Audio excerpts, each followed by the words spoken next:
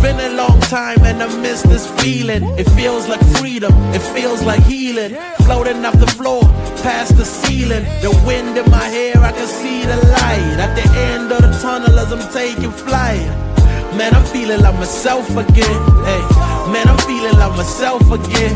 It's been a long time and I miss this feeling. It feels like freedom, it feels like healing. Floating off the floor, past the ceiling. The wind in my hair, I can see the light at the end of the tunnel as I'm taking flight.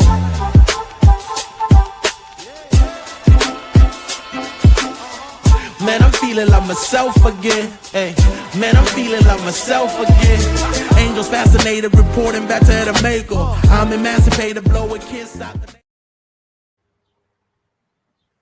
All right, good evening, everybody. What's up? It's the No BS Show. I am your host, Sonia, of course, with my, I don't want to say lovely co-host because that doesn't fit here, with my co-host, B. Strilla, the Detroit. Well, I could be lovely.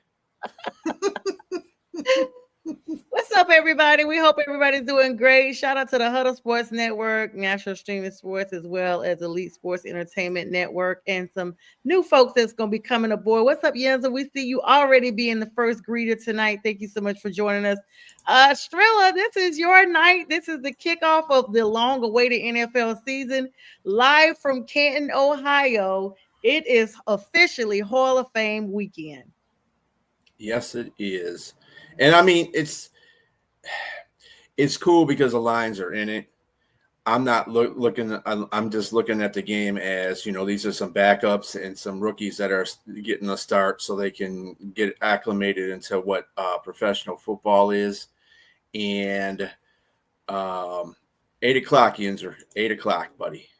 8 o'clock p.m. Eastern Standard Time. And Huddle, I know right now we're having some connectivity issues with your Facebook page, so I'm going to share that from All Things Football from Ladies' Perspective so that can get on there. I forgot to set that up before the show. Sorry, B. There was a they messaged me about that. I forgot that. Yeah, and I forgot. So it won't let me connect, but I'm going to share it, guys. So, yep.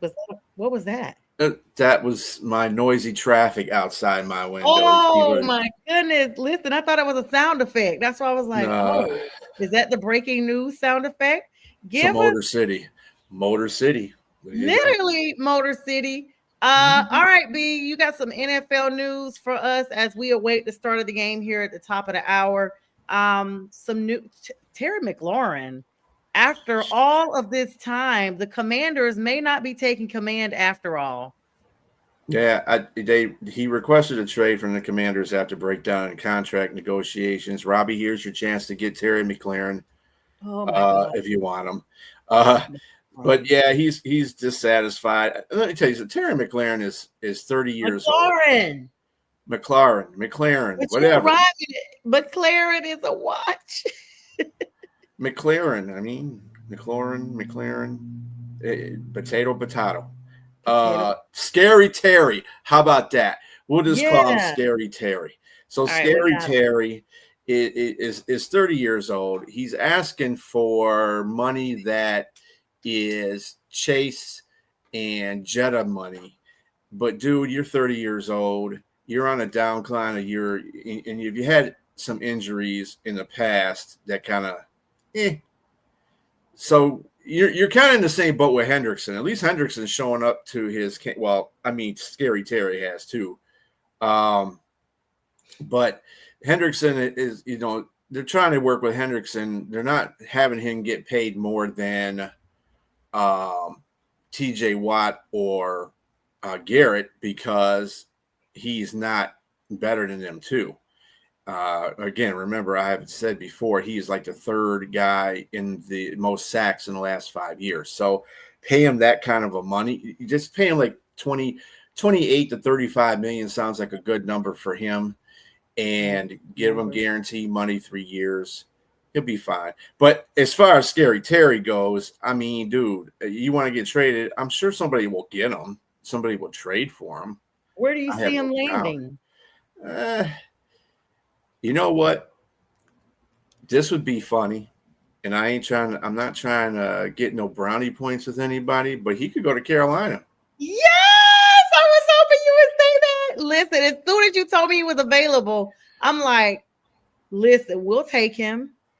We will take him. We have the money. Because you guys do have, I mean, you kind of say you got kind of receiver issues right now. Yes. What's his face just got there and he's already a little bit banged up. Then you got Xavier. He's a limping, and then you got Tet, right? T-Mac. T-Mac. Yeah, we got him. We don't want him to go to Vegas. Okay, so B, for everybody that's noticing that I'm looking every which way but at the right way. I thought you told me this game was coming on Peacock. I'm trying to find it. It is on Peacock. I'm watching You know it what? right now. You know what? My bad. I had it in Lawson's profile. So nothing Nothing but dog shows are coming up. That's what it is. nothing but he watches cartoons, nothing but Paw Patrol and all that stuff. All right, I like to be in the mind of that dog just to see if he really understands anything that's going on TV. I've sent you pictures with him actually looking, but I don't know if he understands. But when I send him to professional daycare centers and stuff, they always have some type of, well, they don't have cartoons, they have animal shows on for them. But who would ever know? But yeah, I got the game now, so thanks for that. And this is just kicking us off here. So Terry, the comment came in, he may go to the Raiders. I mean, let's be clear. Pete Carroll could be a lethal assassin with that team and nobody ever see it coming. What up to you, Pink Fan Fur? Pink Fan Fur. What is going on? Pink Fan Fur, we hope you like the new credits that roll. We have you on the very tail end of the still shot so that you always get credit where credit is due. Could not be where we are without you. And so thanks for joining us tonight. All right. Let's slide on over to our next NFL news there, B. Strella. Besides, Bengals signed tight end Noah Fant. Like Bengals can sign everybody on offense, but they can't sign anybody on their defense. Their defense is in shambles. It's hilarious. Much love, boo. Much love. My heart is always. Yeah. There you go. You are welcome, Pink Fan Fur. I got to get used to keep saying that because I'm gonna keep saying it like I'm right because I keep messing it up. I usually just say pink because I'm pink. So I mean, all right. So you were speaking about Noah Fant. Yeah, I'm gonna tell you, and I like the Bengals. Everybody that knows me knows I've been like a little low key. That's my AFC team for about 11, 12 years now. No particular reason, but all the cat teams. Yeah, cats hanging together, except, Jaguars who were opening against the Panthers. Won't be rooting for them. So Lions, Tigers, not Bears. But yeah, you're right. All the feline family. All the felines, unless you're playing each other. That's all. Absolutely. So Noah Fant there. I don't know. I don't know how I feel about that one yet because I feel like you could be so offense heavy. The team is top heavy right now. I haven't heard them make one defensive move since the season wrapped up. Well, besides Shamir Stewart and they just made signing him. Yeah. I mean, you got to remember Hubbard retired. They're still handling Hendrickson, so we'll find out what's going on there. And the Bengals are going to have to score points. And they're going to have to, if they go against a good defensive team, that's a no-go for the Bengals. They're going to lose that. They need to come out. What the Bengals really need to do, though, to start their season, they need to come out the box swinging. And that means they need to start winning games.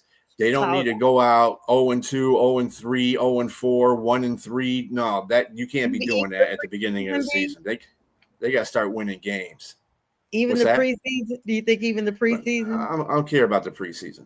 What if they come out and they win every game from the preseason? They just that is just like if you're so undefeated that you're undefeated from the preseason all the way up. Like that would That just be don't so mean anything. The Lions were undefeated in 2008, and what happened to them? They went 0-16. Come on. The preseason don't mean anything. It doesn't. It doesn't. You can be a it does. preseason warrior like the Well, I was Ravens saying if were. you add that to the regular season, like not, No, I not don't. just the preseason. Those are practice games, basically, that you're playing against. They got my boy DC Yeah, talking. yeah, I saw brother Campbell out there getting them hyped up. Yeah, I hype you up. All Hey, right. What's up, Rochelle. Rochelle? How you doing? So yeah, Rochelle's always supporting us. Thanks so much for coming on. All right, move along to the next bullet point before we get into the crux of our show. Okay. And Of we have course, we're both got the Hall of Fame game on right now. The Lions versus Chargers.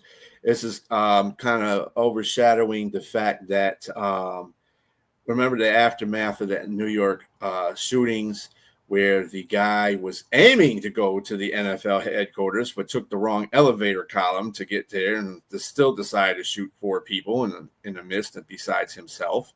And one of them was an officer of the New York police force, unfortunately. And not that, and all those sort of lives weren't in vain.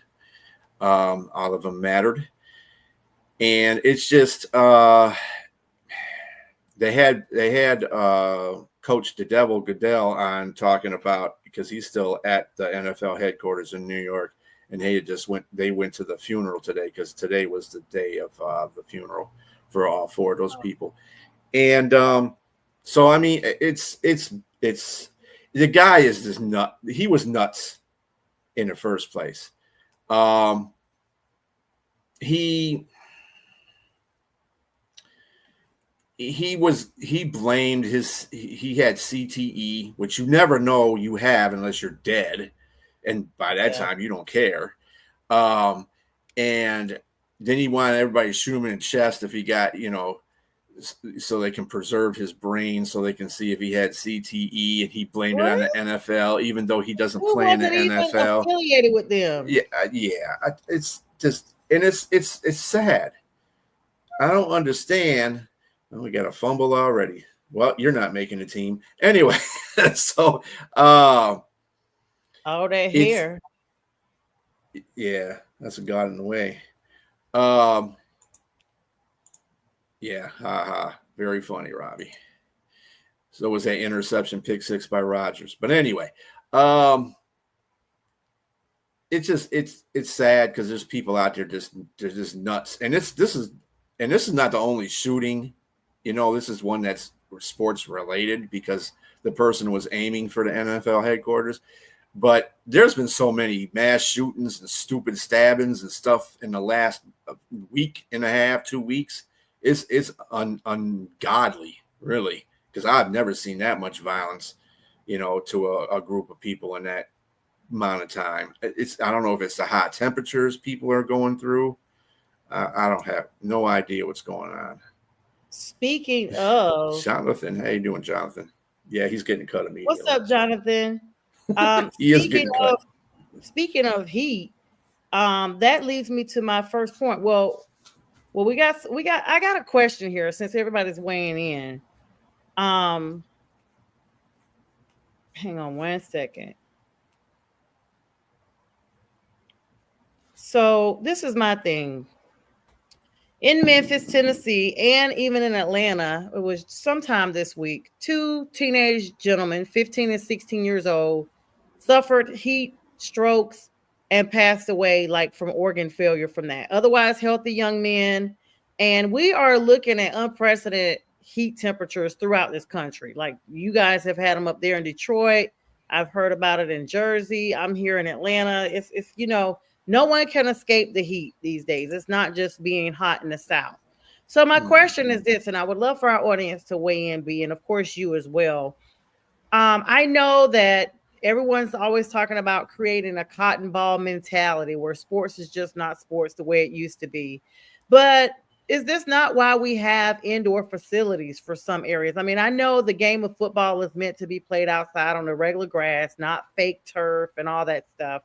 But to preserve the sport for at least those who are youth, who are children. These are minors. They are going to school, participating in otherwise sports. I mean, I participate in sports. I think you did too, B. And when it was hot, they pulled us inside. But this type of heat, I'm gonna be honest, this is not the type of heat that I grew up with. And everybody has talked about that. This is a different type of heat. For one, it's been 30 years plus. So you can imagine the earth changing within 30 years' time, environment wise, ozone wise, things like that. So we're more directly underneath the sun's exposure. But my question to you and to the audience is, do you think that these practices, at least the practices, because most of the games are played in the evening, 7 o'clock at night, it's a little bit cooler, not super cooler, but you're not in a direct sun because the sun is starting to set. Should these practices be moved indoors or in some type of comparable environment so that we are preserving the health of these kids? I know it sounds like a moot question, but believe it or not, there is some pushback from different people about it. I mean,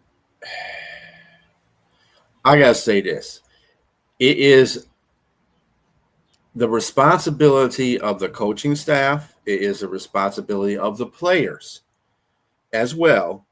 Let's not forget that, to also understand where you're at as far as the temperature is concerned. So if it was Yinzer's temperature, like it was 97 degrees and the humidity was 101, it made the temperature feel like 101, then you sparingly do practice. The reason coaches do this out in the outdoors is because you play in the outdoors, and you have to be able to play through that type of heat.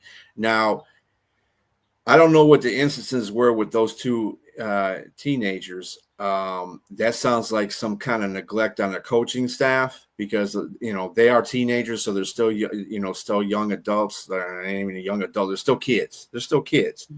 And you have to be responsible for a certain amount of that you're the coach and the teacher at the same time if they're in high school. So I don't know what's going on with that. Somebody should be questioned, because if you got teenagers passing out and dying it because of the heat. Touchdown Chargers. Yeah. Thanks to the fumble. Anyway. But if you have that, I mean, you got to use your thought process as the adult in the situation and say, well, I'm not going to let these guys go out and practice or practice in intervals if you're going to be outside. Take like a 5-minute practice, a 10-minute practice, rest for about, 15, 20 minutes, get some hydrates, make sure everybody's hydrated when they're out there, because that's the big thing. I believe those kids probably passed because they were not hydrated. And when you're not hydrated, your organs will shut down. So, because it's using all its fluids. So, I mean, this has got to be. You don't necessarily have to move indoors. I guess if it gets that hot, I mean, there's that choice to do so. It depends on what they have as an indoor facility too. You can't just move that. You can't move the field into the gym because it doesn't have the same practice features. Either you cancel practice, or wait later. You individualize the practices, like you cut down the practice time and keep hydrated, or you do it later. Those are things that they have to be responsible for. Professional athletes don't have that problem, because I mean, usually, and they play out in that kind of heat too, in college and professional play. But the coaches know certain times when to have the players rest and everything like that. I mean, they're trying to get the most out of their play. Their bodies are more conditioned when you're an adult. Well, when you're 13 and 15 years old, your body should be at peak shape because you're a youngster. But that tells me a lot about not just them, but it tells me a lot about the coaching staff. The coaching staff should have been responsible for that. I would hold them neglect for that kind of stuff. You shouldn't have teenagers passing out. That's extreme. When you have teenagers pass, I can understand a college student. I can understand a professional athlete passing out, even passing away because of the extreme temperatures. But at that point, that's on the players themselves because they're older and they know better. With teenagers, they're kids, so they're still kids. They're still in high school. So the coaches need to be held accountable for that. That should not happen. Regardless of a record heat, this should not happen. Yeah. I remember playing sports, and then especially band camp too. I was in marching band, and band camp started at 8:00 in the morning, and it would wrap up. Last summer in band camp. Last summer in band camp.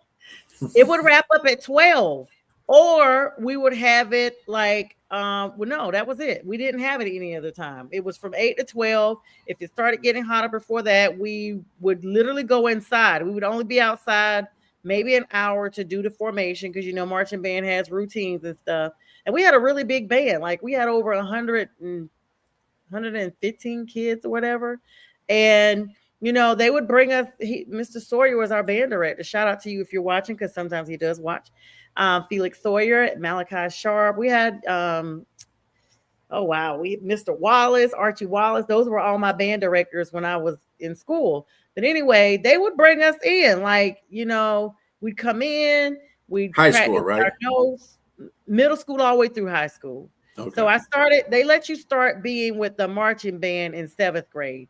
So you could be 7th and 8th grade and be part of the actual marching band. So I started with clarinet in 7th grade and played all the way up through my senior year. And so that's why I said 7th through 12th grade. Yeah. Yeah. So, but you were in high school and if it was hot, you went inside or you just didn't, or you practiced later in the day. So those are the precautions. That's what I'm saying. You will never hear that as being an excuse for college or pro football. That's why I said these coaches got to be held accountable for those 2 kids passing away, because you shouldn't have had them out there like that in the first place. And because they're young and they should be able to take so much more than college and professional football players because they're younger and their bodies can take more punishment. If you got them to that brink, then dude, you either can't be a coach anymore or somebody that's just uncalled for. I'm going to tell you, just heat exhaustion. When I first moved from North Carolina, I didn't know anything about riding the buses or anything in the city because I'm from a small area. But my first major city I lived in was Richmond, Virginia. And I remember I had a job interview and I didn't know how to catch the bus. I thought I was catching a bus and it was super hot. It was summer because I had just graduated college. So this was like June, July. And I was waiting on the bus. I kept seeing the bus on the other side go by. And I was like, wow, this bus never comes. I just didn't know. I was on the wrong side. The bus never comes on the side I was on. It was always picking up across the street. And I looked down. I could see the steam coming off my head as I was starting to feel lightheaded. That day, even though I normally wouldn't do it, I took a ride from a stranger because I was so scared that I was going to just pass out. This husband and wife came by and they were like, are you okay? And I was like, I feel so sick. They were like, yeah, we went by like an hour ago and saw you out here. And they were like, you do realize you've been out here over 2 hours. And so we were just like, that girl looks like she needs help. I was dressed up in a business suit, in 90 degrees, determined to keep my little blazer on, but I was soaked. And I had been soaked so much with perspiration that I couldn't even sweat anymore. I was like physically cold because the sweat had started to chill. So they got me in the car and the lady had some water and she was like, you just need to start drinking some water. And in my mind, the first thing I was like, I hope these people are not poisoning me or going to kidnap me or anything. But then the back of my mind was like, well, the flip side of that is you might just pass out and be dead in a little bit. So we'll just take this. And so what's up, J Train? And so I can imagine, I remember feeling, and it took me hours. I ended up having to go to the hospital and get checked out of urgent care or something because they were like, I think they took me. They were like, they were afraid, so I didn't have a car or anything. It took me, and they had to give me like some type of fluids or something because I had gotten dehydrated. And I remember once I got home from the urgent care, whatever it was, I was so exhausted. It felt like I was just drained for at least another day. I felt like I just couldn't sleep enough, couldn't just, I was just, meh. Mm-hmm. So just imagine this type of heat now, and these kids are still going, and they don't have that, pull away factor to regroup.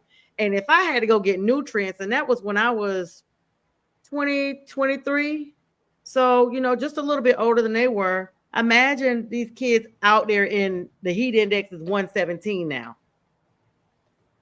Yeah, like I said, that's and they're teenagers, so that rests solely on the shoulders of the coaching staff. They need to figure that out real quick.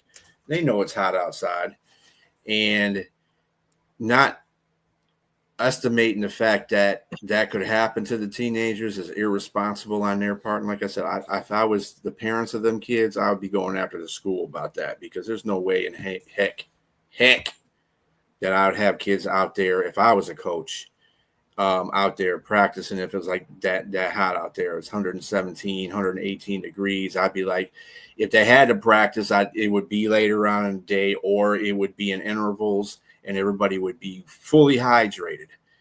So, they practice for about 20 minutes and go off the field for 30 minutes, get hydrated, drink all the nutrients they need to get, and then go back on the practice field for 20 minutes and do the same, just kind of do a rotation thing. Or if they have a facility they can go into that provides the same atmosphere as inside, then they can do that too. I don't know too many high schools that have that advantage anywhere, even in the South. So it's the responsibility of the coach. I think for me, even because like a lot of people know, I go to the gym now a lot. B, you go to the gym a lot. Even with us working out inside of a gym, I started drinking Powerades because it's so hot.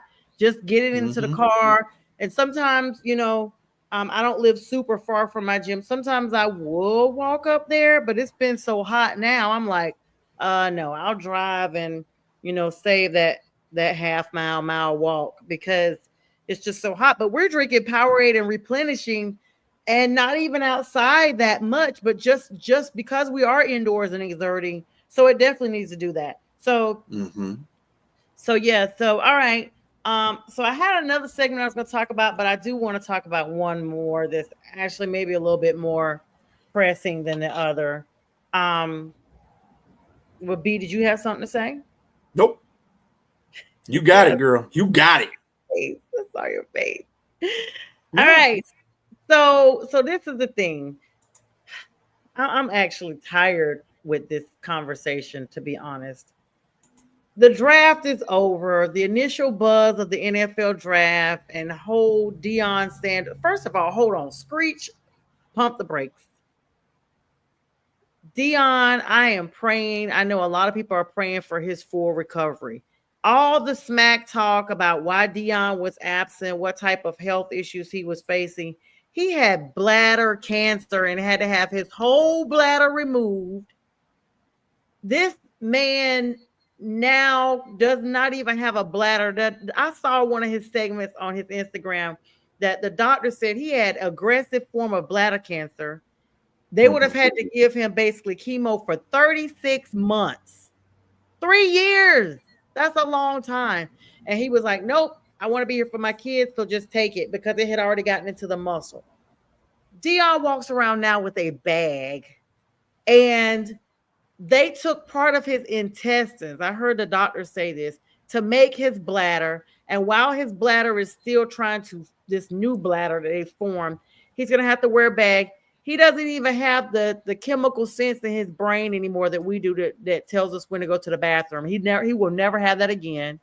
He will have to set a timer for the rest of his life and go to the bathroom and press his stomach to expulse the urine from his body. And he even said, he was joking, but he may be serious. He said he's going to try to find out some way to do a collaboration with Depends.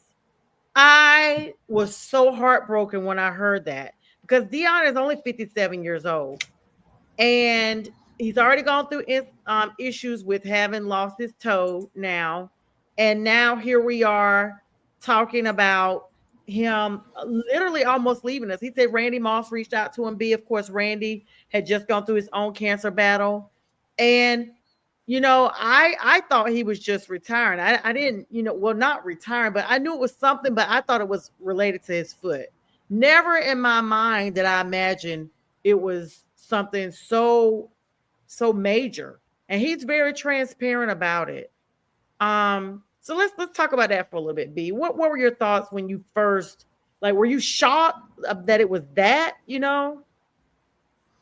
I mean, cancer don't care who you are. Care Right. if you're black, don't care if you're white, don't care if you're red, don't care if Rich, you're yellow, don't care if you're rich, don't care if you're poor, don't poor. care if you're a woman or care if you're a male. Yeah. Doesn't care.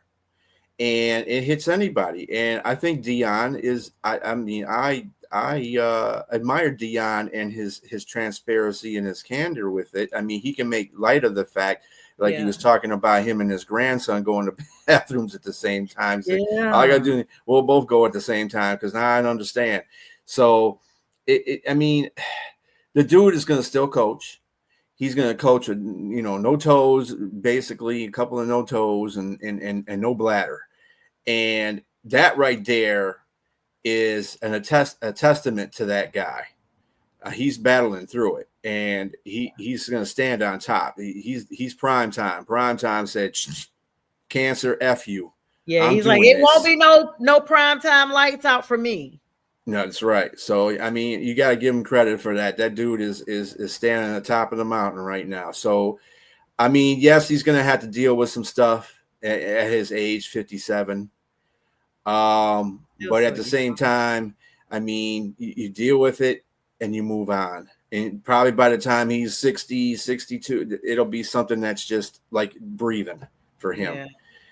So, I mean, and as long as he feels he gets to live, as long as it doesn't reoccur again in his system, the cancer doesn't come back, he should be good to go. He's a healthy guy as much as his body is taking a beating in the NFL. He's a healthy guy. So, and if he's out there running up and down the lines and being a coach, hey, you got to give him his props for that. Yeah. Speaking of his props, he went to Tampa Bay to visit Shiloh. And he basically, wanted to encourage both of his sons. And Shiloh has been having a great time. We've been seeing him all over social media, working at KFC and pretending to be Dion. He is hilarious. I actually love to see Shiloh on doing all of his stuff. Shador Sanders, we're actually talking about that here next, J Train. Shador took a tanking, for lack of a better word, in the NFL draft, and I thought that would be the end of it. He would go into the, to the Browns and show and prove who he is, and basically make his name taste like boo boo and all the haters' mouths. Well, this is far from over. There's a clip out now. The Cleveland Browns owner coming out saying, what day did we pick him? Oh, on a Saturday? Yeah, if I knew that was going to happen, I would be like, but that wasn't my decision. I mean, so negative. And then they've got a crowded quarterback room. And Shador told his dad, don't even come to Cleveland, Dad. I'm not even getting any reps right now. I'm only getting 2 or 3 reps. It's no need you even wasting your time coming to see me at practice. And I mean, it's just a situation that, like, he's already taken a major hit by slipping to, like, they are going to continue to talk about this for a long time, slipping down the draft selection. But will he actually ever be in a position to be an elite quarterback with the Browns? Or do we see a situation where he's there, we see him here and there, and then he's going to eventually have to either be traded, or will he fade into the darkness? I mean, what are your thoughts on that? Absolutely, J Train. I think that what they need, the media needs to get involved. The media is already starting to get involved with this, because I just saw something on ESPN the other day about the 4 quarterbacks that were practicing, and they showed the training camp for the day of how the quarterbacks did, and Shador was the only quarterback that threw 2 touchdowns in the drills. And I'm thinking that this is what the media is going to have to start doing. They're going to have to start getting involved and increasing Shador's stock. And once the media gets involved with it, there's not too much the NFL can do. If the NFL is being pasty about stuff about what, you know, his ego, I don't know what's going on, to tell you the truth. And the fact that the owner is sidestepping stuff now, Yeah, dude. You were the one that wanted him, because you made it apparently clear that you wanted Shador, and then now you're going to sidestep to the left and say, well, no, dude, you can't do that. that was Don't backtrack. horrible. I've never seen an owner do that unless I've missed something. I mean, that is absolutely horrible. I mean, it just doesn't end. Like I said, oh, wow. I mean, if he gets put on a practice squad, I mean, I'd rather him go to a team that cares about him. You know what I'm saying? Let's be clear. I hate to interrupt you, brother, but listen. 31 other teams had the opportunity to care during the draft, and they passed over him just like everybody else did. Well, and to be fair, out of those 31 teams, how many actually needed a quarterback, though? Yeah, that's the other thing. Well, let's see. The Saints needed one. The Raiders needed one. Giants needed one. Tennessee needed one. Yeah, the Raiders really didn't need one because they had Geno. Was Geno there at the time? Yeah, I think Geno was there at the time. They got Geno before the draft. Okay. And so we get a throw and an interception. Good job. That's why you suck, Alan. I hope this is not indicative of what the Lions are going to do. No, this is not indicative. We just know that Kyle Allen is trash. But anyway, preseason don't mean nothing. They can win 31-0 if they want. I gotta have fun. You gotta pick fun. Yeah, I mean, but J Train. Steelers was the other one that needed a quarterback. Yes, J Train is right. Steelers, J Train. How could I forget? They were the ones everybody thought was gonna actually be the ones to take Shador. Mm-hmm. Yep. So I mean, and then you're right, because those teams did not get him when they had a chance to get him. So I don't know what's going on, to tell you the truth. This is not going to end. If it ends good, somebody's going to have to be a superhero in this whole situation outside of the Sanders family. Dad can't be involved. You know, Shador definitely can't be involved. His brother can't be involved. Somebody's got to be Superman coming out the left field and helping this guy out, because it doesn't seem like anybody wants to be that guy to come in and swoop him up and put him under their wing and get him to where he should be at. I'm not sure. I'm not saying that Shador is the greatest quarterback in the world. Okay. Yeah, I know all the comments that J Trey makes about, he didn't have an offensive line and he barely had this and he barely had that. I mean, but he didn't play in a tough I mean, Colorado's not in the greatest division anyway. Yeah. But at the same time, I mean, he can have a career. He can have a legitimate career in the NFL if he gets to start. So I don't think it's fair to him. Yeah, this has already reached, of course. Roger Goodell has made comments about broader comments about player conduct, the draft process, and the importance of teams getting it right when they draft. And they want to talk about it being fair and equitable system for all players, regardless of what their last name is. So Goodell has been kind of mum, but he's made some type of comments. But at the end of the day, this is really a bad situation all around. It's bad for Shador, who's not getting a chance to really develop right now with only 2 or 3 reps. It's bad for the Browns, who appear to be mishandling a young asset, a young talent. And it's bad for the NFL because it shines light on a less than perfect process of player evaluation and management, in my opinion. This is not the last that we're going to hear about this be. This is going to continue to go on and on, because until we see a situation where all of a sudden Shador is starting somewhere and playing lights out, people are not going to soon forget this. Mm-hmm. You got it. And like I said, it's unfair to him.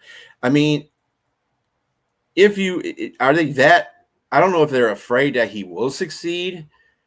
If it was any kind of thing, I would think the NFL would want to go if they were strong about him not being a great quarterback coming into the draft, and then wouldn't you want him to start him so he can fall on his face? So you can say, oh, see, I told you he wasn't a good quarterback. Right. This is and that's what they should do if that's what they want to do. But I don't understand why they're just trying to put him underneath the turf. I'm not understanding that whole situation. Somebody rubbed somebody the wrong way. I don't know what Shador did to, regulate that. I mean, ego is one thing, but then when the whole NFL is like, all the teams in the NFL, I'm not talking about Goodell himself. I'm talking about the team owners. They're sitting there talking about, we don't want him. Yeah. Well, I mean, they're still talking about it. Like, so every opportunity that the Sanders family is getting, they're talking about this. Even Shiloh in one of his ruses mocking, Dion. He's at his KFC. He's like, yeah, I'm Shiloh. I'm the favorite son. And I'm Deion Sanders. I played for the Cowboys. And he's like, and by the way, I have another son named Shador. He was supposed to go in the first round, but he went in the fifth. I don't know what happened with that. Like, they're still talking about this. They are not over this. So anytime you see a situation that is continuously being lit, it's like reopening a wound. Okay, we're trying to put a Band-Aid over here and trying to get it. So owners are seeing this, B. The Browns are seeing this, just like you and I are seeing this. Social media is powerful. It's more powerful than it was 30 years ago because now everybody and their mama and their grandmama is on social media and they see stuff faster than it's no such thing as newspapers anymore or the evening news. It's already out there at 2 a.m., 3 a.m., 4 a.m., 6 a.m. before we even wake up, a ruse, a comment or anything. And even Dion himself, even within his sickness, has continued to talk about it. So when you see them still say, okay, we still mad, teams are like, okay, you still mad? This is why we did this. So at this point, this is what it is. We didn't have social media. Well, Facebook came out in 2004. So I remember it was February 4th, 2004, my birthday. So it's almost 20 years ago. Okay, so 20 years ago. Sorry about that pink fanfare. 20 years ago, we still had, and before that, it was MySpace. So we've had MySpace at least 5 years prior to that, I think. So 25 years, close enough. All right. So I know you want to go to your next segue. As a matter of fact, this gentleman's brother is on right now talking to the reporter. He's getting into the Hall of Fame. That would be Sterling Sharp. And he is, he was a Detroit Lion killer. I hated Sterling Sharp when he played for the Packers, but he was a heck of a receiver, and he should have been in the Hall of Fame even before this. To tell you the truth, he's a great receiver. He's definitely not. He's just he's retired. He's definitely retired. He's tossing. He's a business guy. Yeah. So Shannon, on the other hand, is more slender built. But I just saw him when you said that. So what a segue, B. Thank you for that. Shannon Sharp, his brother, not so fortunate. We will not be seeing him on any ESPN shows, at least for now. Now let me bring y'all up to the Reader's Digest version. April of 2025, this year, a lawsuit was filed against Shannon by nobody knows what Reader Digest is, Yeah, the smaller version. It's a book. For all you young people, that's the old school, like little manual. I don't even know social how to media guy. Yeah, the real social media. Can you say got cut? Yeah, he got cut. Got cut. He literally was. So his ex-girlfriend, some little young girl that really is young enough to be his granddaughter, accused him of sexual assault and sought $50 million. Now, the irony of this is the same time that YouTube was paying him $50 million for his podcast that he has. So she was like, I want every penny of that. So he denied the allegations, of course, calling them false and disruptive, and announced that he was going to be stepping away temporarily from duties at ESPN to deal with this matter with the intention of returning for the start of the NFL preseason, which is tonight. He's supposed to be right there right now interviewing his brother. Well, he ain't doing that, y'all, because just 2-3 weeks ago, the lawsuit was settled. Shannon and this chick met up with their mediators, their lawyers, what have you.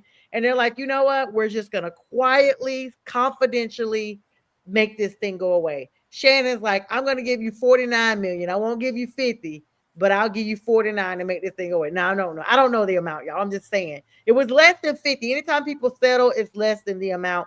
But it is confidential, the amount. And it was settled and dismissed with prejudice, meaning it cannot be refiled. So guess what? She goes away. She goes to Tahiti. She goes on a 6-month cruise, whatever, because she's now a millionaire. July 30th, just yesterday, news broke out by ESPN. You know what, Shannon? You're out of here. We're going to take the sharpness of your name and cut you on up out of here. Just like Pink said, got cut. He was sharp. ESPN did not make a public announcement or issue a press release. They just told him to get his ish and get up out of there. The decision came less than 2 weeks after the lawsuit was settled. Shannon came out last night on his nightcap segment of his podcast and confirmed he would not be returning to ESPN and said he was at peace with the network's decision. However, he expressed regret about the timing of the news as it overshadows the brothers' induction into the Hall of Fame. ESPN was dirty for this. They could have waited one more week. This is his older brother, Sterling, that we just saw. He had asked, and then he came out and Shannon said he asked ESPN, y'all ninjas, please wait till Monday. Please wait till Monday. I didn't even know this part, B. He said he asked ESPN, please wait for Monday to make this announcement. I know y'all going to get rid of me, but please don't overshadow my family like this. Well, quote, it didn't happen that way. They packed his locker room up while he was still calling them on the phone, asking them to wait. Yes, it is. Somebody was boxing his stuff up. Now, he only been on there since August of 2023, but he had just signed a multi-year contract last summer, B. And he was prominent personality along the morning show with First Take with Stephen A. So this is big. Despite his departure from ESPN, his media career is not over thanks to YouTube and Club Shay Shay, and now his spinoff, The Nightcap. Dang. But he was making $100 million off of YouTube. That 50 went to 49, 50, whatever she got that. Yeah, she got half of it. She didn't. Let me tell you about now. See, I don't think it would take the shine off of Sterling Sharp. That's just being arrogant for Shannon to say that. I mean, for Sterling Sharp's got his moment. Okay, Sharp had his moment when he went to the Hall of Fame. Now it's Sterling's time. I could care less. It's a segue for us because you're talking about that. But I'm sure no reporter is going up to them and say, "What about your brother? What about your brother?" Be. We don't got the volume. He's probably gonna say, "F my brother. He's a grown A man, so he can handle his own self." You got to stand around with like, so congratulations to you, Sterling. I know, unfortunately, Shannon can't be here. We heard what happened. That's how you got to do it. Yeah, I'm not even worried about that guy right now. And I love my brother, but hey, we're not talking about that. We're talking about this Hall of Fame game. Let's get to it. Yeah. Shannon Sharp, he's one of those guys that is living through his youth. I think, right? He's going through that midlife crisis that everybody talks about. On 20-year-olds, and you like 60. Yeah. He's 57 now. I think he is. I mean, it's first of all, J Train had explained this fact to you, Sonia, before about guys. I know. Guys and women. I don't want. So, regardless of that whole situation, Shannon knows he's in the public eye, especially the fact that he was on ESPN and he has 2 shows on YouTube. Dude, be smart about that. And then he got caught the one time when he Yes. had the cat. I'm like, dude, come It's on. deliberate. He's an attention seeker. This is the second time. That's why I have That's why he's $50 million less in a pocket right now, because he's an attention seeker. Yeah, and you're like I not said, recording yourself with making noises like that. Sir. Yeah, he needs just to act his age and not his shoe size, like Prince said. And it just, chill out, Shannon. Come on, bro. You were a great tight end in the NFL. You had a great he's career. A tight end now, clearly. And tight well, end. I think he's mostly the passer, not the receiver, if you get my drift. Yeah, but anyway, tight end somebody. He's doing he's doing the mandingo on some women. He needs to stop that. He acts like he might have a problem. He might have a sex addiction. You never know. Yeah, but that kind of behavior is from that kind of behavior. And that's why ESPN probably laughed at him while he was on there begging him to wait till Monday. They were like, "You sorry, Ninja, you just had a issue where a tape came out, and we looked over that. We looked over that, and now here you are being accused of the R word at first, and then they said sexual assault. Listen, no, you're not gonna be sitting up here talking about another player that may come out and do this later on. When you yourself, like, imagine him on First Take, and that's the topic of the day, that another player has been accused of this, and you are the one that's sitting there discussing this. But sir, you had the same situation. This makes no sense. Robbie. Thank you, Robbie. We needed that visual. Thank anyway, you so much. I mean, it's just that he's just, like I said, he needs to calm down, act his age. That's what he needs to do. I mean, and if you're gonna be like most people, normal people, and keep that stuff under wraps. You know what I'm saying? We shouldn't be hearing about a 20-year-old and you, because people like Sonia will let you know, and they'll judge you. Especially 20. Like, you could have got somebody in their 40s, and I probably wouldn't have had much to say. Yeah, well, like I said, we already had that discussion. 10 years But anyway, the point is, do you think ESPN was wrong for firing him? I mean, I don't think it'll bother Shannon either way, because he still has that binding contract with YouTube. So, I mean, they paid him the money. So, they're going to be responsible for that. Him breach of contract and get it back, maybe? Like, because it wasn't a criminal act, they won't do it. I think ESPN's been firing everybody, though. They fired Joy Taylor. They've been firing everybody. So they've been firing a lot of the ESPN's just going on this money thing right now. I think they're just trying to, I don't know if they're trying to bring in fresh faces or they're trying to consolidate. But, ESPN is the the 4 letters that, people cringe at hearing all the time, because they're not the greatest. They have a lot of people on there that have bad analysis on sports. And then they have good people on there too. And then like Joy, whole thing about her when she got fired is because the stipulation that she was having sex with people on her staff, in her grouping. And even though I don't know if they had proof of that, I don't know if anybody came out and said, yeah, I was with Joy. I don't know if anybody had any of that. Yeah.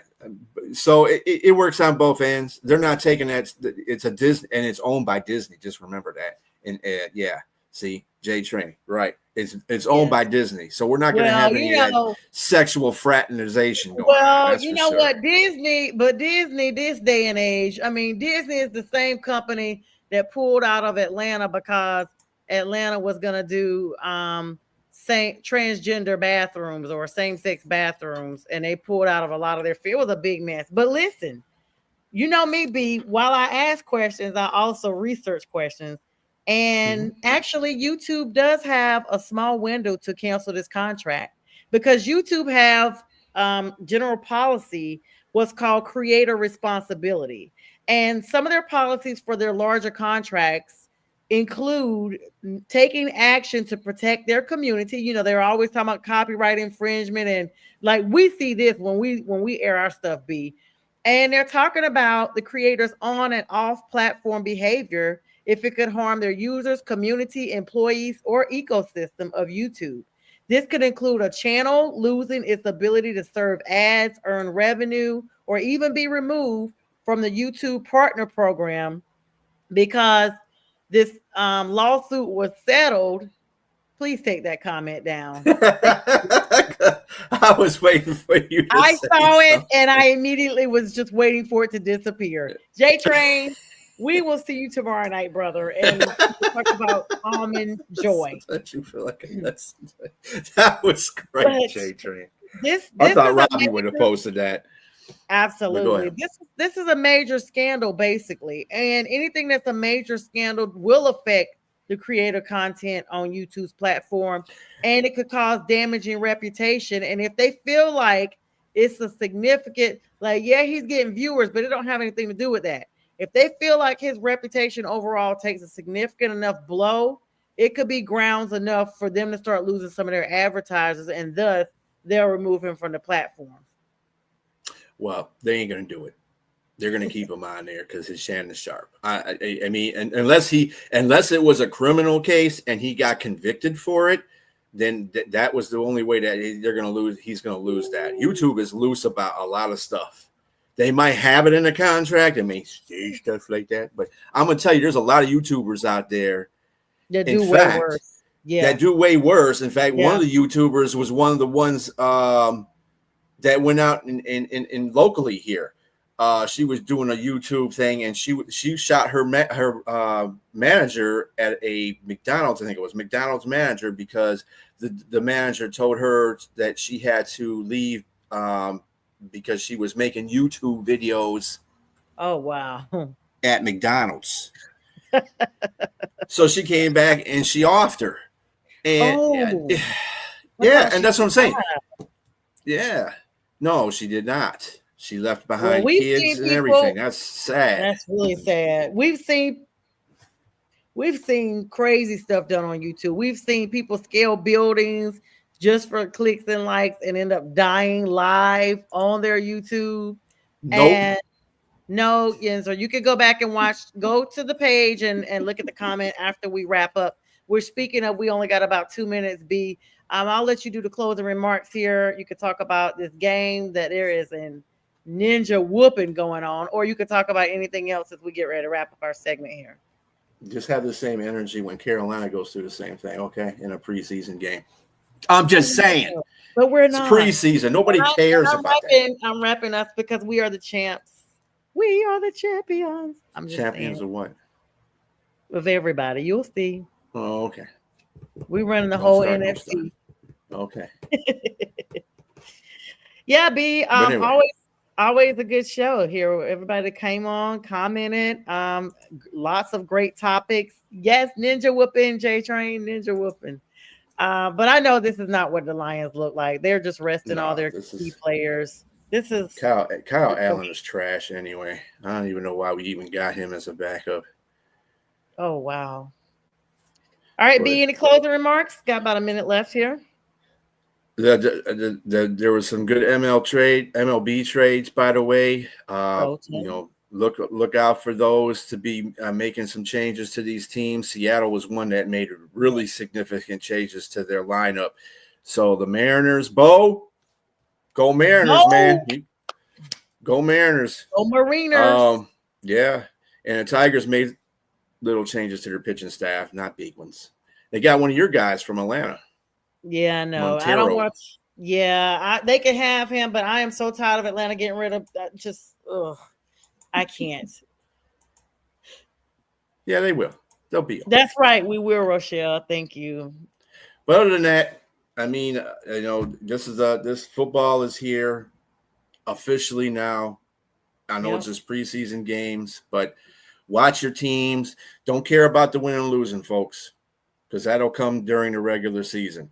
What you want to watch is these players that are rookies, new additions to the team, so forth and so on. So just be professional about your team, okay?